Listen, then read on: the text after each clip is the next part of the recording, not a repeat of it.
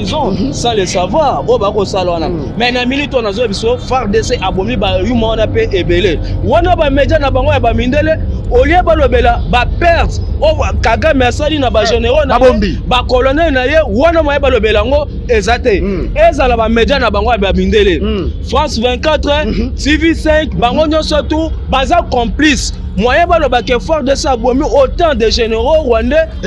sans radio yango biso tolobi tant que ba kongomani to kokota na distraction na te biso toza lisu likolo lisu eloba chef de l'état ye moko toza awa toza serein toza lokola mutu moko tokotikala jamais kondima manipulation na bango na te ou soit intoxication ya batu wana te outo Hollande chef de l'état conseil conseil de sécurité est-ce que Hollande ba compte rendu o ebimaki na na réunion na mais moyen ba lobela ngo ezate bande konanga ba congolais en tout cas, pour céder la manipulation, il y a une intoxication diabolique, il y a une inhibition à Congolais. Biso surtout à 16 langues à la tête, il y avait le province à Kinshasa. On a qu'on a l'ingaraïte parce qu'il y a une province à Biso à Kinshasa. Zela ya malonga ezate. Zela malonga ezate. C'est à cause d'Angobila. Et tout ça, l'information na eke. Na législation wa pe koya oyo akoza susute akolonga na scène politique na biso c'est que ngobila ndenga zana atiki loko ya malonga te oyo kinwa akoki pe ko se référer avec Gentini ngobila te Dieu merci pe tel maza moyibi aiba pe machine à vote na ndako na ye Dieu merci mais c'est le président ya Seni a démarré réseau wana na minute oyo aza disqualifié na compétition électorale et pour na ye en tout cas na kala mingi te élection pe ya gouverneur et ko salema pour na Gentini ngobila appartient déjà au passé bandeko nyonso balandaka kin makambo TV bokozala desite lelo yo ndeko na bino simple serviteur touché alinga na yaki wana pona na panza masolo na ndeko na biso boyebi ye moko se présenter boyebi ye babengaka ye béton ya mwana donc petit béton azana po apanza awa tozana kati ya masola na kati ya base place masolo ezali bomona ki ndenge mokonza mboka lelo azali reli pe afandi après ki serment na ye kitoko pe na mboka yango to yeka na poto beta masola ndenge to mesana ko loba na chaîne na bino kitoko ya kini makambu télévision poto tina kinini na mboka mobimba et panzara partout dans le monde biso neto panzara Kinshasa ya mboye to continuer masola to kena bino na yemoko ingénieur Babu Image wazo komisa biso kitoko azolamba biso na ndeko na vande avant pesa e wazo préparer déjà itoki ya biloko elambami seme kizela ko kene mbangu te to ya mopena une bonne mers olia pe osepela balobi Augustin Ngangwele Mbubi, les grands ingénieurs au tombo la rapena ba panneau soleil le na Congo, Augustin Ngangwele ya Yohana ingénieur, Mama Esther Lotambia au ya biso ba négligera vraiment émission tu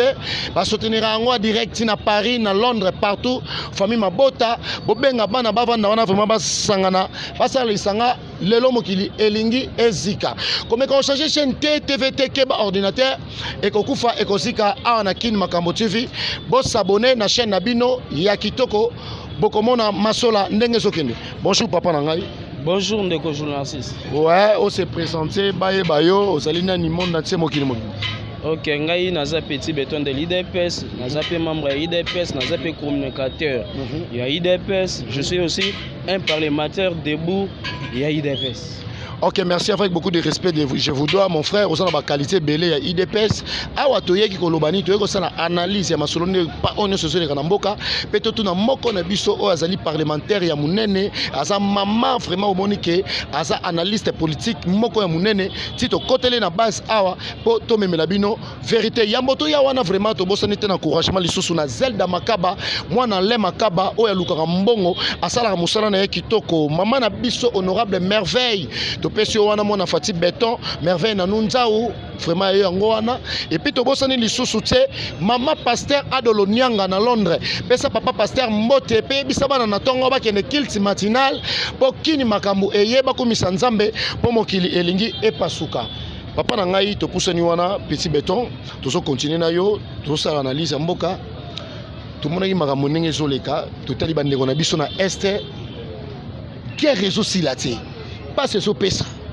biso nso tozolia na capitale mais na est kuna bandeko na biso pasi tozoyeba te mokonzi ya mboka alobaki soki lisasi moko ekwei ata na Goma soki wapi bakosentir ki ye Tshisekedi bakosentir mpe FARDC na biso na likambo wana. Mwana mboka, merci beaucoup tout d'abord. Tu profiter pe to pesa longo nya na bana poto. Toza pe de cœur na bande ko na biso wapi bazwami na ngambu ya este toza na bango de cœur. Biso nyonso to na mito toza lokola mutu moko paso ezui bango kuna yebake ezui pe biso nyonso ko.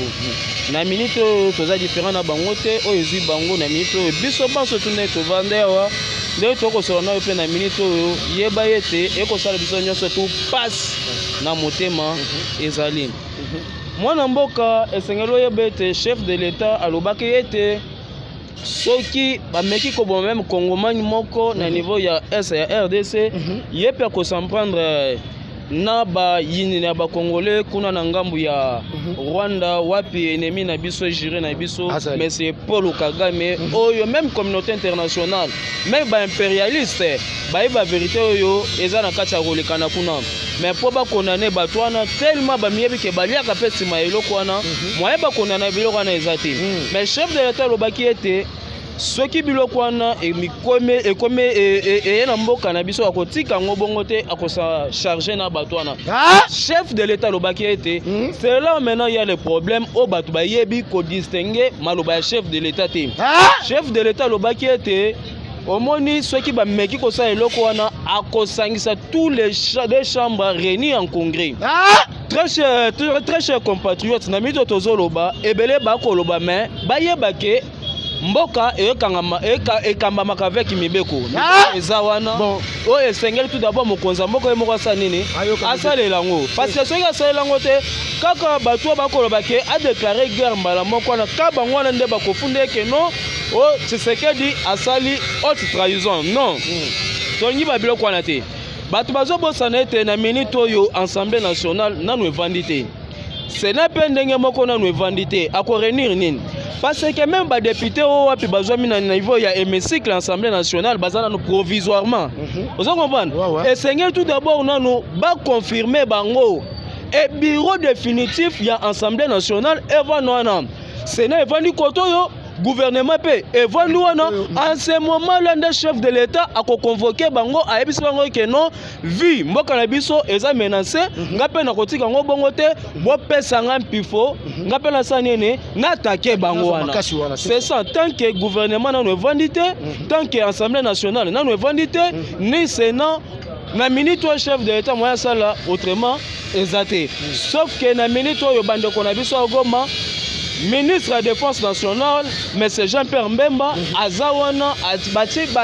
déjà mécanisme en place de façon que Mboka Nabiso atteint 1 cm à Nzaka, Banyanga la Kata, Paul Kagame, Nabaïna Bandongo le mission de façon que Baboto Mboka Nabiso mise en place dans bilon bâti wana et tozo saluer pe bravo. Ya bana Mboka Nabiso, FARDC et lo kwa makasi. Ozo mona lelo, a on a Kinshasa, tozana ba papa biyamba, ba mama biyamba, il faut baye ba problème ngo ezanini.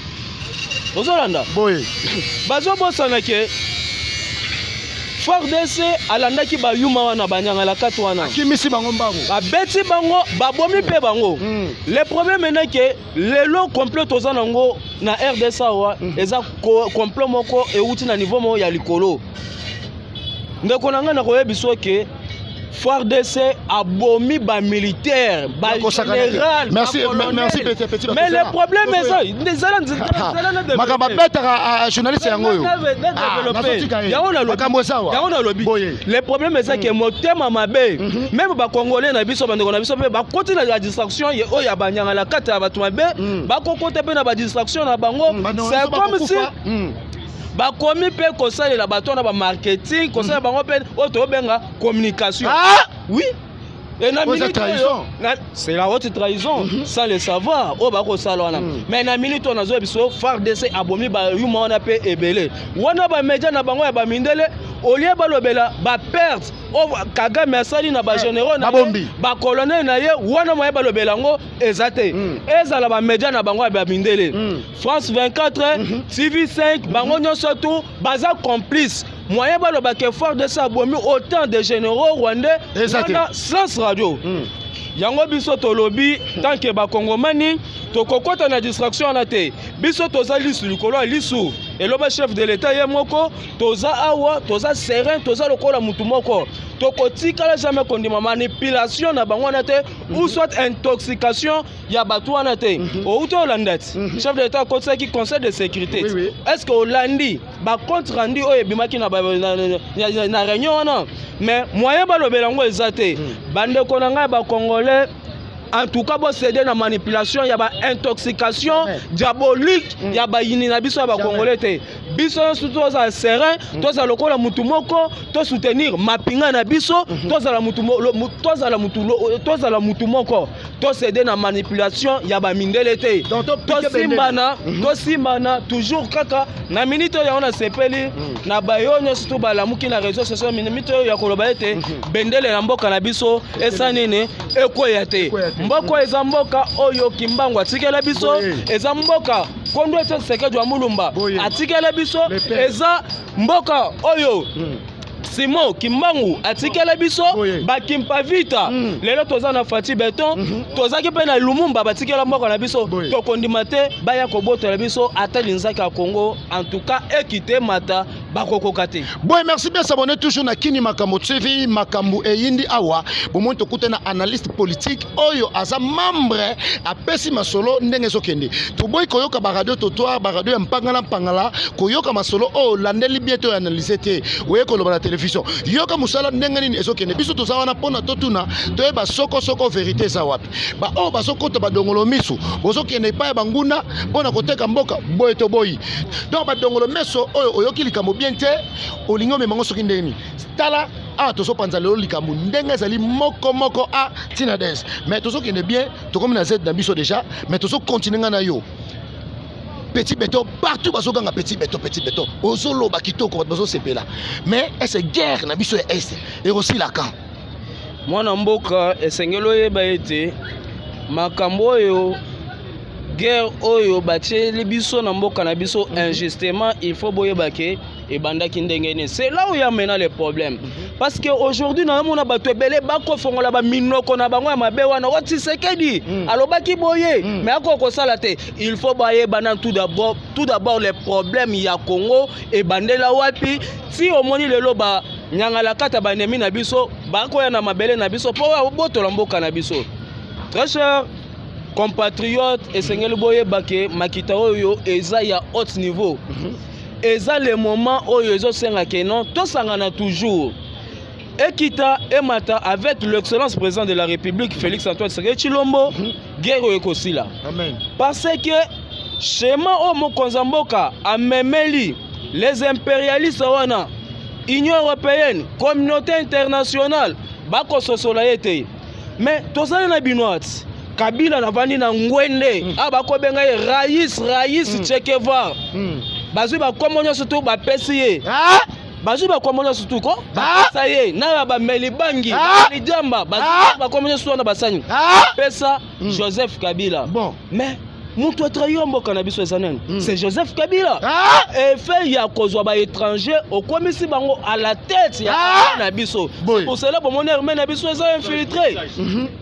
brisage mixage nyonso to bazwa banani ba Rwandais ba komisi bango na armée nationale na biso à la tête ya armée na armée balobaka eza discipline soki hiérarchie lobby bino ba mbolombolo ya sefo bosanini botosa bazwi ba Rwandais ndeko na ngai oza congolais de père et de mère bazwi ba Rwandais ba commissaire général ba commissaire chef d'état-major ba commissaire chef de troupe bazwi bango service de renseignement pesi bango la police ba pesi bango et ozala ki kozela na résultat nini le chef de l'état comprendre à salo tozo sala nettoyage au sein de l'armée mais bandongolo miso na kati bandongolo miso nanu basilité et Dieu merci tozo kenena bango malembe et avec Fati Beton na sûr et certain que non avec Fati Beton à la tête de la RDC kimia et kozonga na est mboka na biso et yeba ete kozongo kimi kozongo na est mboka na biso nde le moment pe Congo na biso ko se développer ekokende liboso nde le moment pe koyoka ke Afrique na biso pe ekotomba mayo kende liboso. Ok, merci bien, s'abonner toujours là na Kin Makambo TV. Boko sala desite ne na ibisa kibinoto sangisa misapi moko mibale misato mina emisto ba sambo pour na to soutenir président na biso Fati Béton asosa na musala malamu o biso tozo sepela asosa na musala na posa na biso vraiment na bosanité Carlos Kabambu l'ambassadeur na kati ya rond-point Kabamba Razawana asa vraiment grand changer aso pesa masolo et puis asa mwana moko na kati ya base vraiment ba o ya biso famille mabota na bosani binote bosa releka wana awa tozo panza lisolo pona mboka ezala malamu bandeko na biso pe ya ese basala malamu papa na biso tomona awa ministre ya affaires intérieures Peter Kazadi a suspendre 3 gouverneurs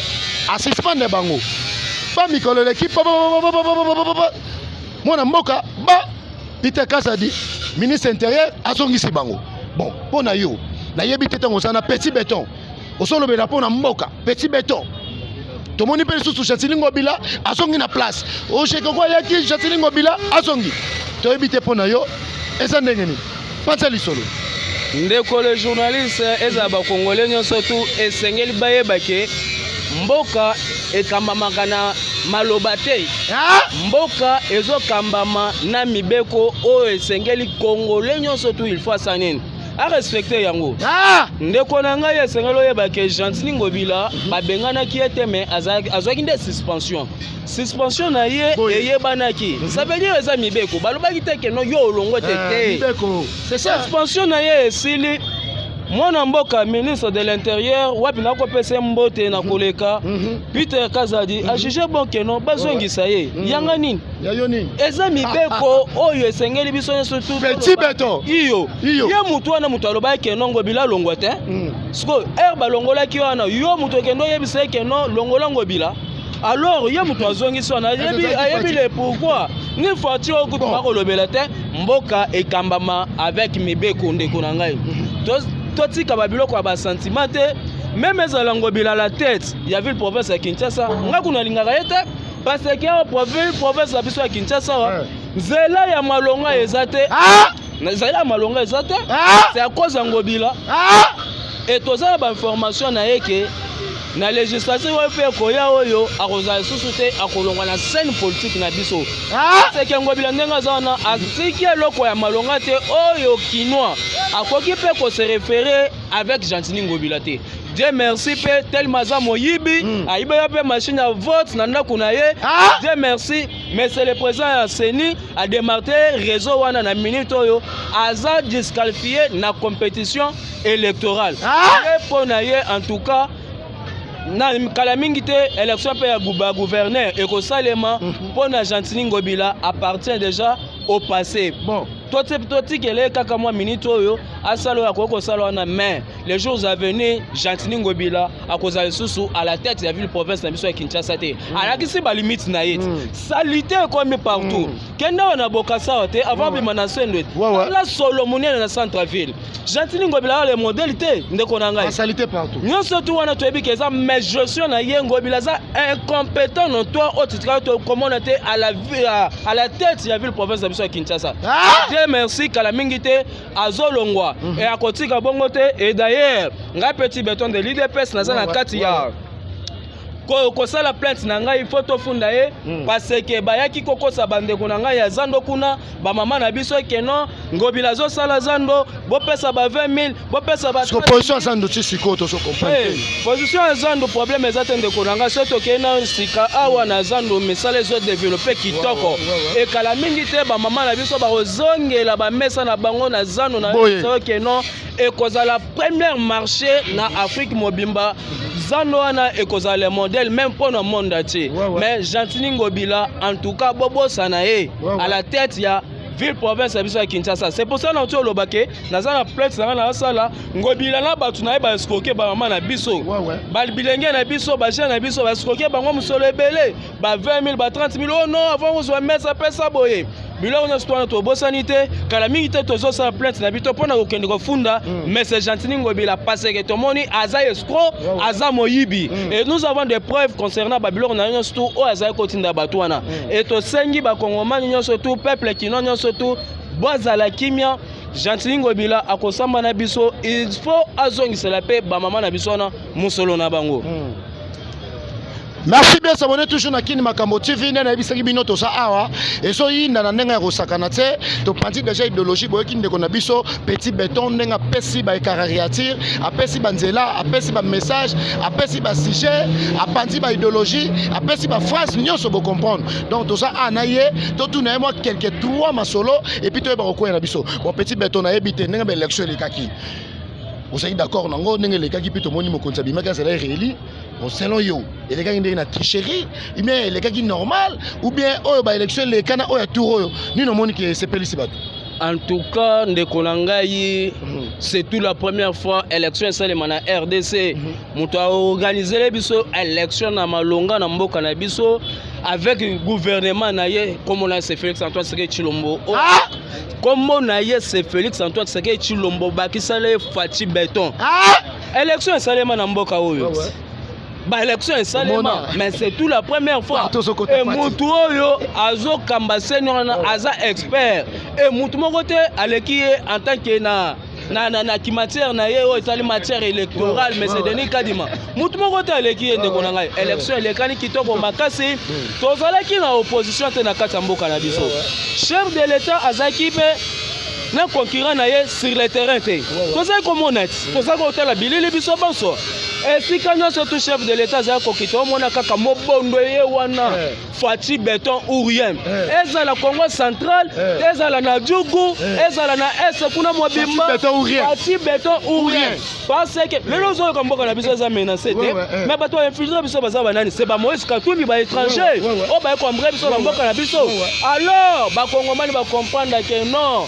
tant que mboka na biso zongi les pères et de mères zongi na maboko ya un Congolais de père et de mère ya mwana ya kondo Etienne Tshisekedi wa Mulumba ya mwana ya mama Marthe Kasalu abongisela biso mboka na biso c'est pour cela peuple congolais a renouvelé confiance na ye et pas Félix Antoine Tshisekedi Tshilombo biso totikali kimete tozali kosala campagne na biso ndeko na ngai nakoyebisa oke biso totiaki mécanisme na biso po toganye maponami oyo omonaki que de l'autre côté Jean-Pierre Mbemba ko battre campagne pour na mokonza mboka na Équateur mobimaka mona Jean-Pierre Mbemba papa Mboso de l'autre côté océan de la sagesse mais c'est Trésor Mwamba akolanda biso na minute na niveau ya Paris na PC mbote esika zaleli yekutu akendaki na mboka kuna ako sensibiliser voter Fati Béton to voter Fati Béton est-ce que Batouana balingaki ba gagner Fati Béton na lolenge nini ceux qui ont moni kaka excellence mais c'est Trésor Mwamba alongwe ao akei kuna ako sensibiliser na bagoma nyonso kuna alongwe kuna ke na Europe akoti France Afrique du Sud Belgique États-Unis Canada ako taisala musala makasi na mokonza mboka sali de façon que ba voter Félix Antoine Tshisekedi Tshilombo c'est pour cela en tout cas excellence mais c'est Trésor Mwamba coup de chapeau na musala kitoko salaki musala wana yango nde sali ke non et futa Félix Antoine Tshisekedi Tshilombo lelo au sommet de l'État. Merci bien s'abonner toujours merci papa na biso Mwambelo Rosalaki otamboli pena pona okumisa kombo ya mokonzi ti libana na Europe to sepeli pona Europe pe ba votaki to combien na site na biso to soko na biso et puis to pesa ndeko na biso maloba et puis to eba ndenge nini toko silisa émission na biso papa na biso Petit Béton moi ba maloba non et puis mot de la fin na pe ba dédicace na yo to kati émission na biso ndeko na ngai na koyebisa ete les problèmes à ba Congolais lelo balingi kolanda ba information te zolanda wana eza pona chité moi phrase oyo to pesa ngai mais esengeli ba Congolais bayeba ke mokonza mboka Félix Antoine Tshisekedi Tshilombo ti ba vota ki ba renouveler confiance et pas na ye c'est parce que asalaki misala kitoko les problèmes ya ba Congolais balingi kolanda na journalité bona réformation to wana bolole wana bakecha ya mboti le zoba mukolo buzoba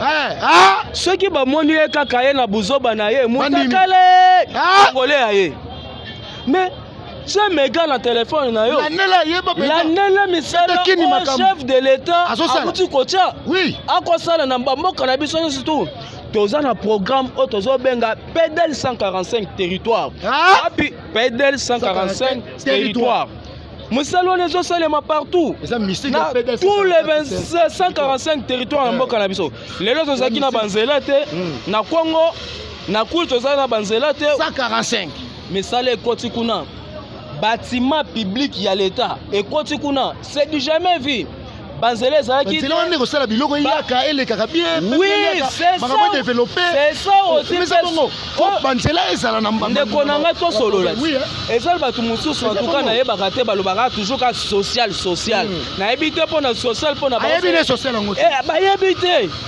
social ezaka kolia na yo ndeko te ndeko na ngai social ezala en tout et pour tout ezanze omoni ayo na Kinshasa balonaka nini eloko te mais na province soki basali bandunda wana bakosala ke elongwa kuna ekoma awa na Kinshasa c'est ça aussi social c'est ça toza na programme au chef de l'état tiaki ya gratuité de l'enseignement eza pe social toza na programme au chef de l'état tiaki pe EP bazo eza na minute eza na kati ya accouchement ofele ya ba maman na biso ngana ye biso na uto botos moi ça na beto aboto ofele quand même petit beto c'est grâce à mon Kozamboka c'est ça aussi et d'ailleurs moi c'est nga botaki na césarienne nga na eloko te ba soigner ye ofele na césarienne ofele papa na ngai ozali ba hôpital mama yembo wana bozo komona wana ozo ke hôpital boy en tout cas grégé komona puku moko yo moko yo bangisa yo lelo kende na hôpital général de référence et na sali na chef de l'état s'il s'agit non na sali ce qu'on a ministre ya santé s'il s'agit peut changer comme wana hôpital général mama yembo to pe ko pesa pe hôpital général mama Martha Kasalu ça m'abete ozo comprendre on a signe ko reconnaître au moins na sali oui c'est pour vous dire que ezana misala oyebele esalemi na mboka na beso sous Félix Antoine Tshisekedi Tshilombo et na minute oyo congolais ba renouveler sous confiance à kosala pe mingi koleka et puis lelo na katiyo petit beto to somo na pe équipe na biso wana toute sa dernière question to chité na biso équipe na so Léopard basana moi solo ya Fati pour to so kene to somo na demi-finale pe to koma na finale et c'est l'obéseli plus sur l'équipe nationale na biso ndeko na ngai na saluer na tout d'abord président yamba ba joueur yambi pesa mama bis apesi mama bis oui tala poisa bolingo boy yango na lobby na sepeli makasi na mokonza mboka Félix Antoine Tshisekedi Tshilombo acheli bango la prime vraiment c'est tout la première fois acheli loko ezali surtout ayebisi bango bobange lokote boyele biso coupe wana parce que coupe to mona yango depuis kala bana moseka c'est même histoire se répète encore à l'époque il y a 74 Léopard à l'époque na évité sur les aïsa parce que biso to boya kina nuté abetaki na Égypte pays organisateur to longola ki à l'époque lelo lisusu les mêmes histoires ça répète encore ozolanda kimbango kwesi bafalo lelo toye to betina ba pharaon de bakwei nde lelo na uto ebisa yote France 24 ba bandoki te ba vérité bazo yo katendeko Léopard a éliminé Égypte mais na média na bango ba komi wo Égypte a éliminé Léopard. Kindoki. Yango na minute moral ya ba joueur na biso eza likolo. Na minute on azo biso même Trésor Mwamba a $100,000 na ye en jeu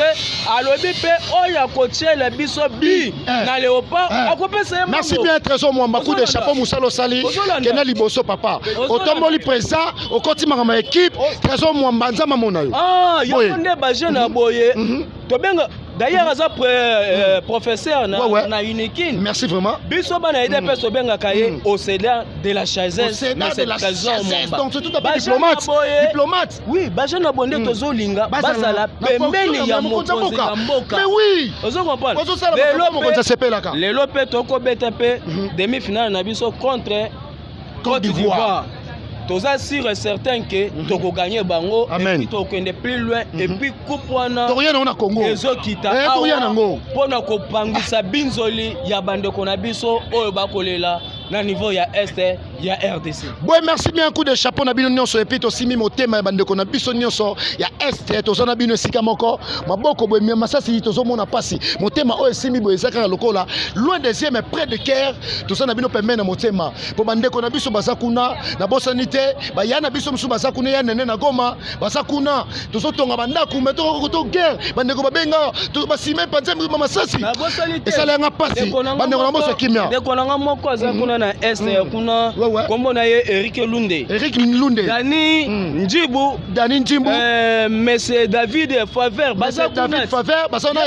ya drone de la République dans soigner ça azozwa kuna nyonso to yenda pesa atindela kabiso ba information na niveau ya dans même cas na bande ko na biso ne ville kalala azape journaliste azape communicateur munene ko na mboka na biso azakuna pe azosala musana ye kitoko na bosanité ba congolais surtout za lokola mutu moko to soutenir ba léopard na biso keba na bao ba ko finga léopard c'est ba batu na biso go léopard allez-y bazala o ya biso te to za lisu likolo ya lisu mutu afinga ba joueur na biso te mais na biso ke petit béton na ki mo lisolo mo na ingénieur Babu Moinda Ngolo o filma nga boye soka sekimi nu pembe loko bima pa ba il faut rien toko boka ko saka tembe rose na kata mutuka mutu mo alobi o batu no so ba équipe gagner kaka yemo lobi équipe pola papa ndenge ba beti na mutuka. Mais c'est histoire vraie. C'est que cameraman n'a pas mon raté. C'est qu'il y a un étranger. Bah mon suspect. Comment bien on a tout gagné? Hôtel Léopard et Copola. Oui, kabimi yemoko.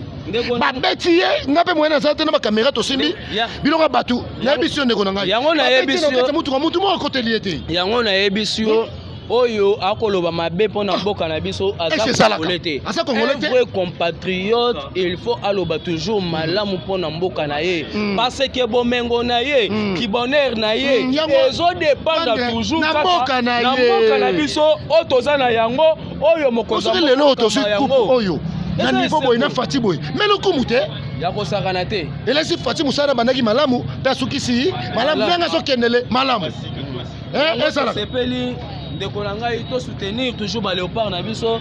to za la même morale to yebi ke lelo pona biso elo to zozela ezande to se qualifier